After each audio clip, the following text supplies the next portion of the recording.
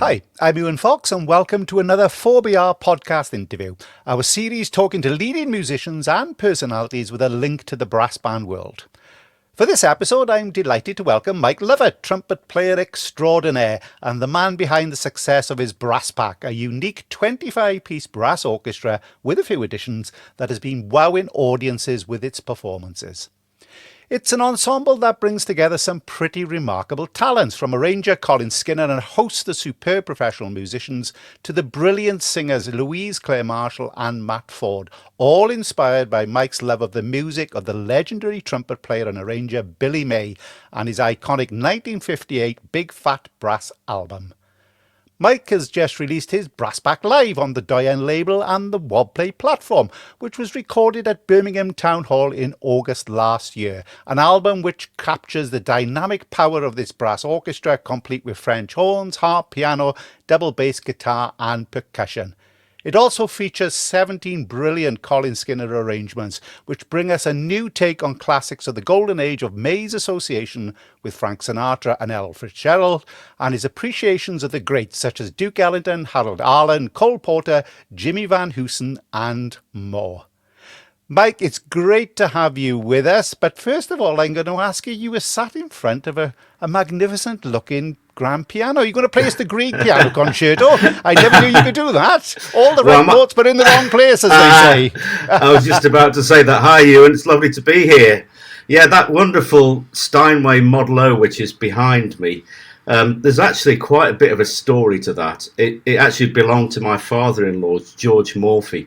And George was a real lover of music. And when he was in the war, he was a mountaineer in Italy. Scottish man, born and bred in Scotland, and he was really keen on getting this piano.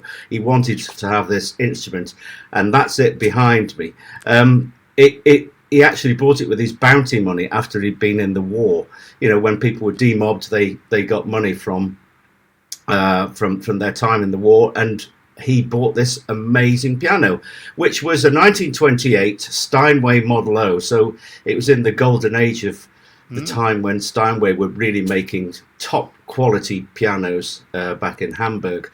So he bought this piano, and it lived in my wife's family home all her childhood. That piano was there, and about 5 or 6 years ago, Anne's dad was he was 97. And he came to live near us because he was on his own and he needed to be close to us so we could keep an eye on him. And he said, "What's going to happen to my piano? I want it to be restored." So we tried to find someone who might restore it. And in the end, we managed to find an amazing chap called Peter Salisbury, an ex-Steinway engineer. And he said he would take the piano and restore it. So it came down to London and went to a workshop where the French polisher got to work on the outside, the case. And then eventually it was ready. It was strung, and Peter had worked on the innards, the workings of the piano at his other workshop.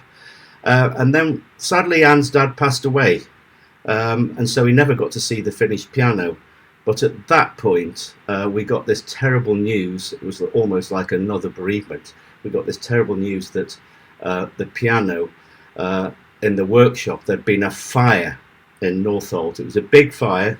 A lot of units in that area were burnt, and luckily it survived.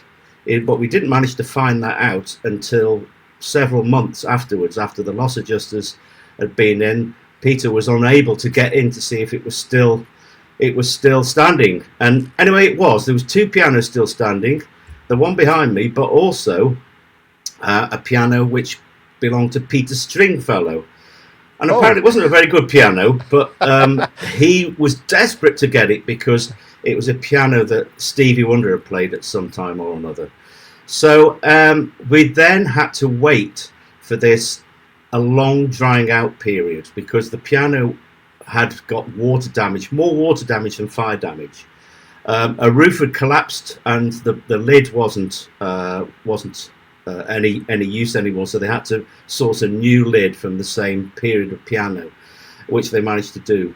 And then it lived at the South Bank Centre, at the Royal Festival Hall, in a controlled environment for 6 years. And during that time, it had a very, very slow drying out process. The guy who did the French polishing ran off with his insurance money, so Peter had to do all the restoration himself in his spare time. So the piano eventually was ready to come to us, and then Peter called up again and he said, "I'm really sorry, but the bridges are cracking, and so we're going to have to get those replaced." Now, if I get Steinway to do them, they're made by a machine, but if we get them done by hand, which is how they were on the original piano, then we have to take it to Poland. And I've got another piano going to Poland, so your piano is going to join it. So off the piano went to Poland, and then about a year ago, last May, the piano finally came to our home here, and there it is behind us. And it's an incredible instrument. It's still the original, obviously, case, and I think the legs were new, but everything else is original, and it's all been restrung, new hammers and stuff like that. So it's an incredible instrument, and we're very proud and very privileged to have that in our music room here. Well, I'm quite sure he would be proud of both yourself. You were love of the music, of course. Was he? Would you think, be a fan of the great man himself, the great Billy May? Would he have been a fan of that type of music? Well, we talked about he was a real fan of classical music, but we did talk obviously when I came into their family. We talked always about music, and I remember I actually surprised him once by saying that I thought one of the greatest composers of the 20th century was Duke Ellington, which was quite a thing to say, but he kind of said, "Oh, how can you say that?" And then I kind of, backed it up with some examples of music of the Duke Ellington Orchestra, and I think in the end he kind of agreed with me. But he was very proud of what I've achieved in my music business, and in fact, the album that I did with Foden's band in 2018, 56 Degrees North, was actually a subtle little dedication to him, because 56 Degrees North is a place in Scotland called Crossford near Fife, which is where George, my father-in-law, was born. That's a lovely connection that brings us full circle, in effect, now to your latest recording. And of course, this recording that is the Brass Pack Live, which was recorded at Birmingham Town Hall in August last year. And before we talk about the pieces, etc., of course, you talked then about how you talked about Duke Ellington, and Billy May worked with Duke Ellington. Now, Billy May himself, just to try and give people an understanding, a remarkable character in himself. I know you were a great fan of him since I think you bought a record of his when you were about 12 years of age, I understand. But Billy May, people tend to forget, this was one heck of not only a player, but also an orchestrator in possibly the last golden era when the Hollywood studios were absolutely packed full of incredible musicians providing the soundtrack to some of the greatest films of the time. So he really was an inspirational character. Absolutely. Billy May was, like you say, he was in that time where there were all these incredible players, especially for me, obviously, as a trumpet player. The brass musicians of that era, I think, were some of the finest ever. And they could play anything, these guys. They could play in an orchestra, like you said, for a big Hollywood movie. And one of the guys that springs to mind, of course, is the great Iwan Fox, who's my particular hero. He was first trumpet at MGM, but he also played first trumpet for Billy May with Frank Sinatra, and also he played first trumpet for Nelson Riddle. And all these guys were involved in the studios from 9 in till 12 o'clock at night, probably.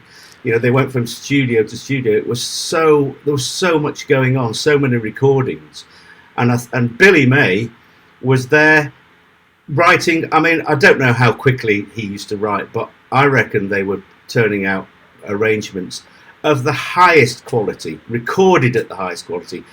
Every single day there was something coming out, and I think that's how the Big Phat Brass sound came about, because I'm sure that Capitol said, look, we've got some studio time, we've got some albums we need to release, we haven't got a singer, how about you putting some of your sidemen together, the stars of the recordings, and I think that's how he went, okay, let's do a brass album. But of course, Billy May, being the kind of arranger that he was, wanted to introduce humour, his fantastic humour, and other sounds, hence harp, percussion, and of course, instead of having a big band, why not have instead of saxophones, let's have French horns. Interesting, did you say about how quickly he orchestrated? There was a famous story, I understand, he was working with George Shearing, again, a fantastic musician. Shearing had played this piece, and May was in the background, and then he said, "Oh, we'll come back to it in an hour," he said, and Billy May turned around and said, "Oh, don't worry about that." He said, "I've already orchestrated the first part of it." So as he was actually playing it in the rehearsal, he was actually orchestrating it. He had that, and the other part of him, he, as you say, he brought a lot of wit into what he actually did, and you can hear that on the release that you've done also. And I think because of that colourfulness of as a character, he was able to get such brilliant playing back from the session musicians who had a great respect for him. And I think he was a hard living man, and by all accounts he wasn't a drinker. He said he was a guzzler of alcohol. And so I think he had a colourful life. There's a famous part, a story I've been doing a little bit of research on. He was conducting the orchestra at one time, and he was drinking vodka in his one hand, and he had his finger up the nose with his other one, and then just brought it back down, and then carried on conducting the orchestra. And I think that part of his character comes out a lot with the music. Fantastic ear for melody, and especially orchestration. There's a term, I think they say, is slurping saxophones, which was he was quite famous for. Yeah, but that was everything about sound. The orchestrations, and what Colin Skinner has captured, is that unique sound, that blend that he was able to create with the orchestras in front of him. And those great players, you talked about the trumpet players, you and Raisy. These can only be professional trumpet players with names like these: Conrad Gozzo, Frank Beach, John Best, Manny Klein, Pete Candoli. With names like that, they're bound to be pro musicians, and there's something about that very time and those people that created that magic.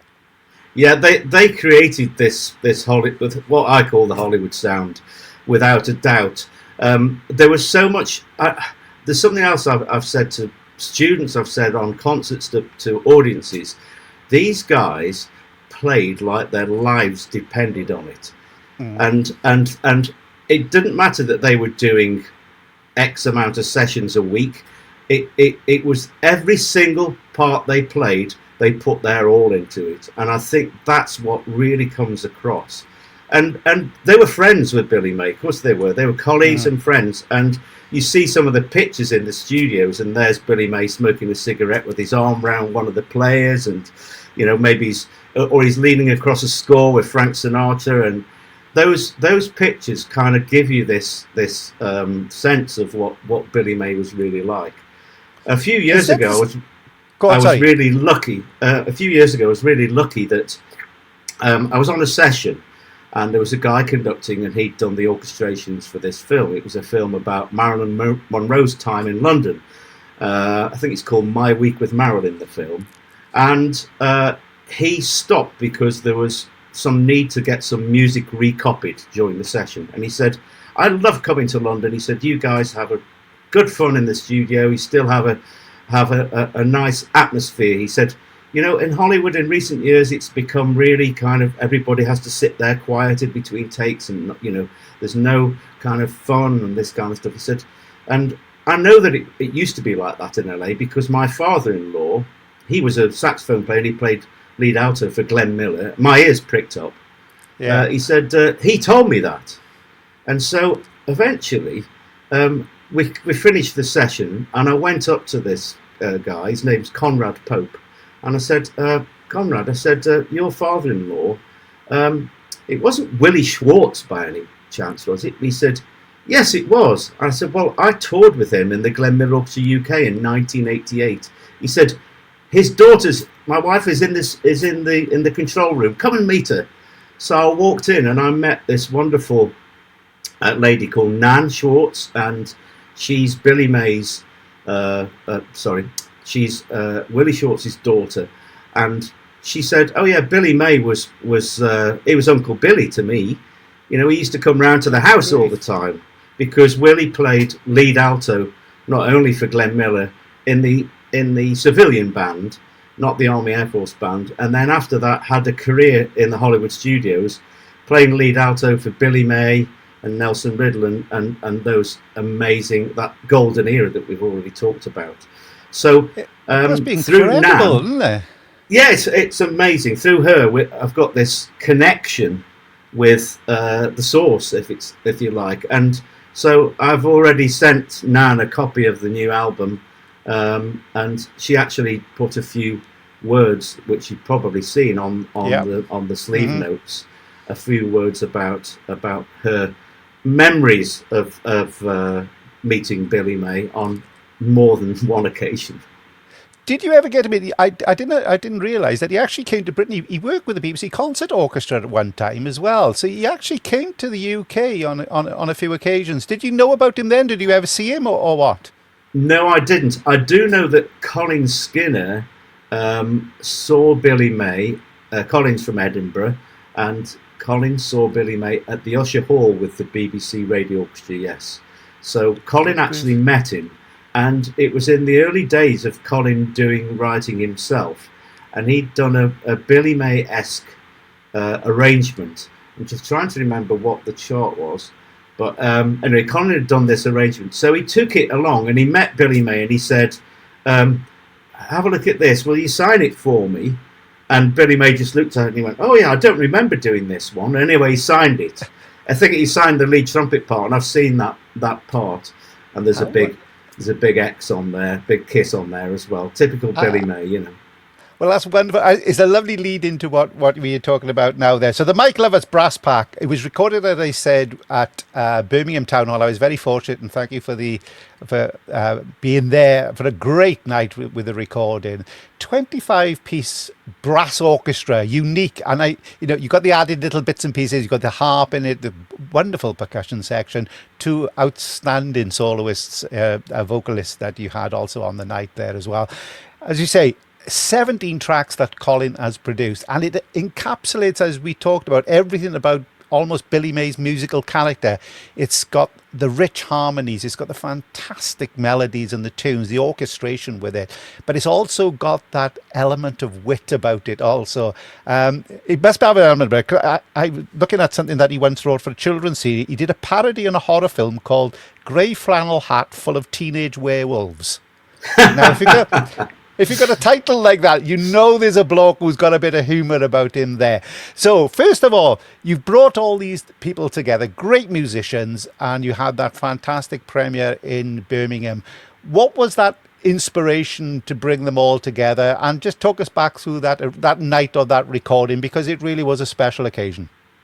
Okay, well, how all this project really came about was the pandemic. You know, there was all those times when we were all trying to be creative because we'd had all that taken away from us. We couldn't go to work, we couldn't do anything. So we all got creative, most people doing studios in their own homes. And so I was trying to think of a project to do. And a few years prior to the pandemic, I'd done a concert at the Royal College. I think you were there, Ewan, actually. Yep. Of the original Billy May Big Phat Brass charts, which Andrew Cotty had transcribed for me at that time. And we wanted something extra to go in the programme, just to make the programme a bit more meaty. And so I'd asked Colin if he would write something. And he said, well, I've done this big band arrangement of a suite from Carmen. And so he said, I might do that for like the same lineup. So I said, okay, it's like 4 French horns, we've got 6 trumpets, 2 tubas, 4 trombones, loads of percussion, harp, jazz rhythm section. You know, take it away. Do what you want to do with that. So he came back with this amazing arrangement, and in that there was styles associated with Billy May, there was styles associated with Duke Ellington, there was styles associated with Glenn Miller. He'd packed everything into this arrangement. So in the pandemic, I'm like, okay, right, I've done this with students. How about doing it with the best in the business?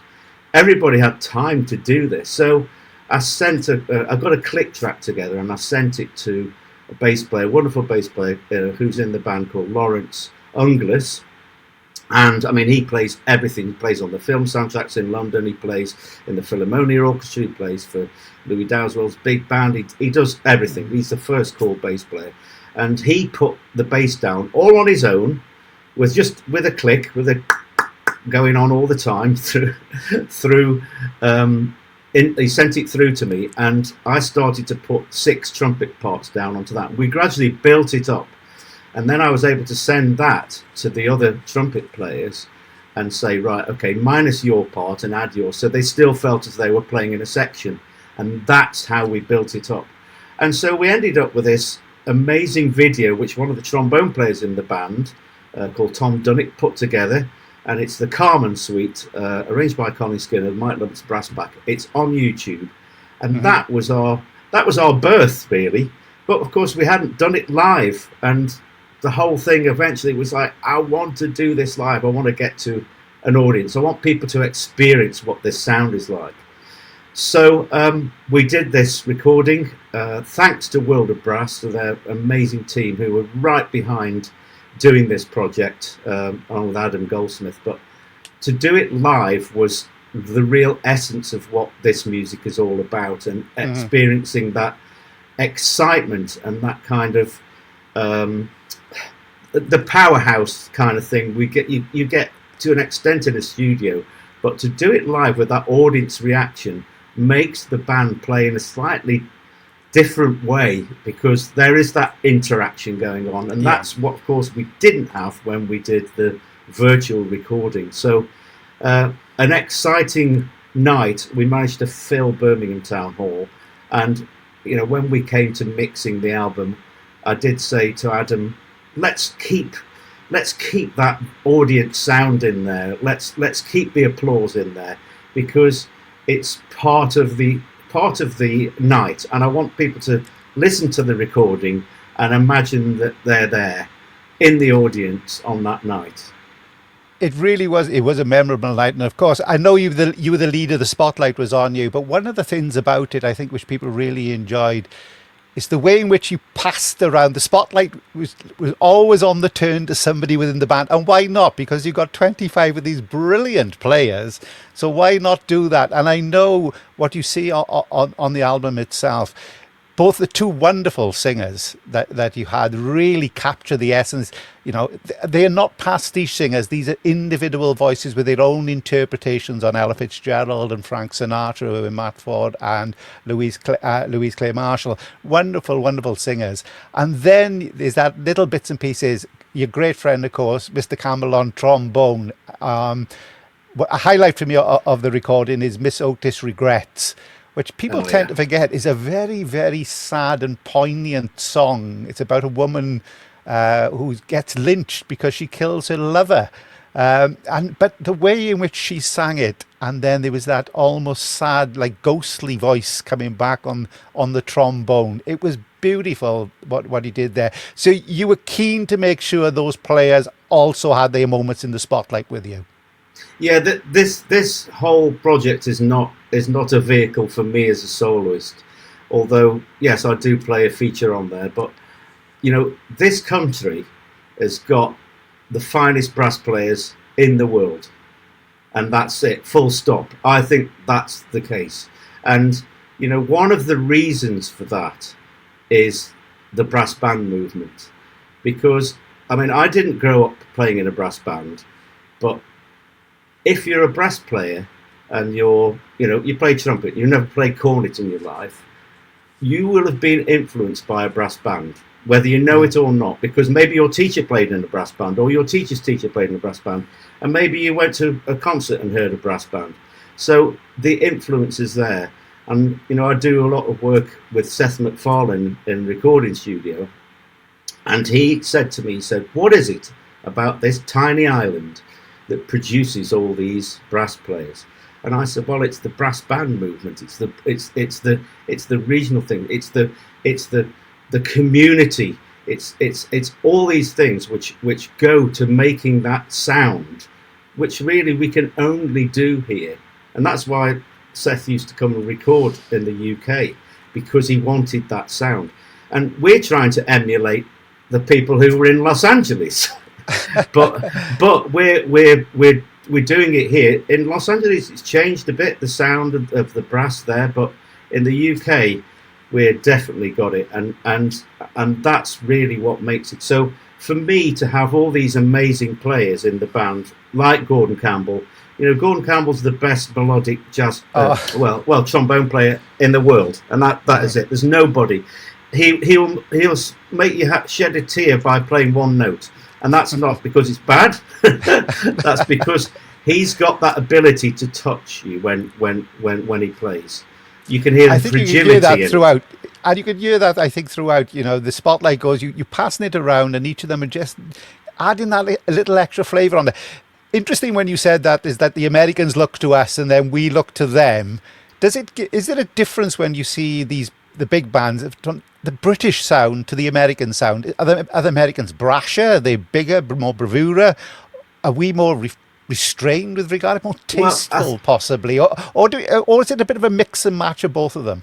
I think there's a mix, but in America they've got marching bands, and the youngsters grow up playing in that kind of ensemble, especially on brass instruments. And like I said, we have the brass bands, and we've got that kind of there's the kind of the Salvationist kind of movement as well with brass bands and playing hymns, and it's that kind of singing of a song that I think we've got through the brass bands that influence a lot of the players in the UK. And I'm not saying they haven't done it in America, but it's a different approach. It's a more kind of direct approach, I think, the American sound. I think you can hear that on the lyrical tracks that you have on there as well. We talked about Billy May and the wit, etc. There's a great track on the Gone Fishing. And yes, you do the little Jaws bit at the beginning, and everybody in the audience has that little chuckle, and all of a sudden it changes gear. Yes, and Claire, the way she sings it is absolutely fantastic. But all of a sudden it's got that American pizzazz about it, hasn't it? Yeah. It's just got that extra little, a little wink to the audience. I'm showing off here, and you're thinking, yeah, you can really appreciate it. But on the flip side of that, as we talked about with some of the quieter pieces that are played on it as well, that's almost like a British type of playing, much more lyrical and melodic than the shape of the lines. So as you said, it's almost as if we are stuck in the middle of the Atlantic Ocean on this fantastic jazz swing inspired island that we're just moving back and forth. It's absolutely brilliant. And Colin has really captured the essence of both Billy May and, to an extent, Nelson Riddle, and, as you say, Jimmy Van Heusen, all these type of people who were doing all these arrangements. He's captured the very essence of it, but has given it his own individual stamp. Yeah, you can hear Colin running right through all of these charts, and yes, you're right. The influence of people like Nelson Riddle. I think in the Still of the Night, which is a track which Matt Ford sings on the album, and there's there's the Nelson Riddle build-up from the bass trombone upwards, and then the big shout in the Still of the Night, and that's a great moment on the record. You can hear almost, you can sense the audience going, come on, bang, and then the band really goes for it. And that's that thing about you're saying about all of a sudden we get into that American pizzazz, because we all look up to the American school, but especially for me personally, and a lot of the people in the pack, we look up to that era, that golden era of Hollywood writing, and of course the performing by those incredible Hollywood studio musicians. The likes I don't think we'll ever see again. No, actually. And it's amazing that you said, because when Billy May came along, it was almost the end of the great touring bands. He came in, but also he bridged it. And amazingly to say, is like the same thing with Frank Sinatra, because people talk now. The Frank Sinatra that we know, we say, oh, he must have been the greatest performer of his age, and he was. But he came along after the big bands finished, and he was going through a period of time where he was being ignored. You came back, I think, and there's a link in it within one of the pieces. He came back with it From Here to Eternity. And then from then on, his career seemed to catch fire once again. And when he did the swinging albums and things like that with Nelson Riddle, Billy May was associated with those. So he captured like a bridge element. And then where Sinatra's career, retook off once more, it gave everybody appreciation of the skill and the talent and the sheer brilliance of these musicians, and it wasn't completely and utterly lost.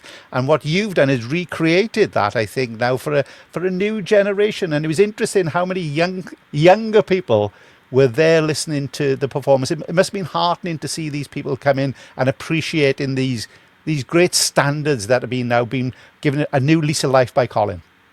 Yeah, that's wonderful that you noticed that, Ewan. The whole purpose really is to give this to a new generation of people, and it's hard to do, but we're going to keep on pushing away, trying to get this out to young people. It's such an important thing, especially in this day and age. We've got teenagers with kind of mental health problems and all the pressures that young people are on.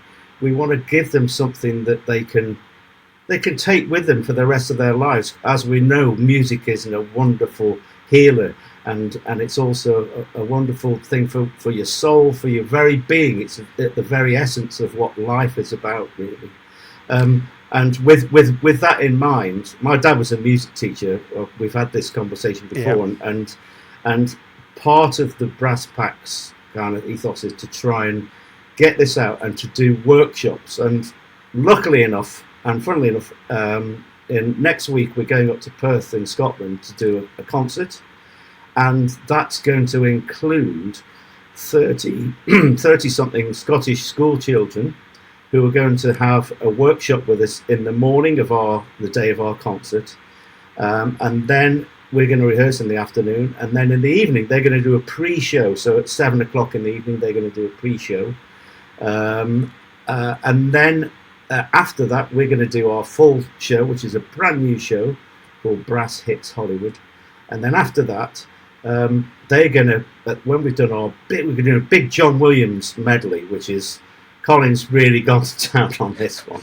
It's going to be unbelievable. So we've got this big John Williams medley, and at the end of that, the young children are going to come on and join us. So we're going to have a big, big, fat brass pack. And we're calling the children the Brass Cubs. Right. So, and this is something which I'd like to kind of push down the line to places all over the UK.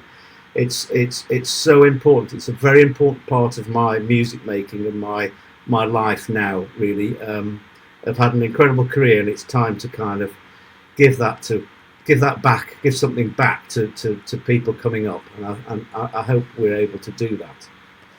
Well, Mike, it's been wonderful talking to you about it. I'm going to just the last good plug for it. Mike Lovatt's Brass Pack Live. I'm going to put it on there because he very kindly sent me a copy, which I've had in the post.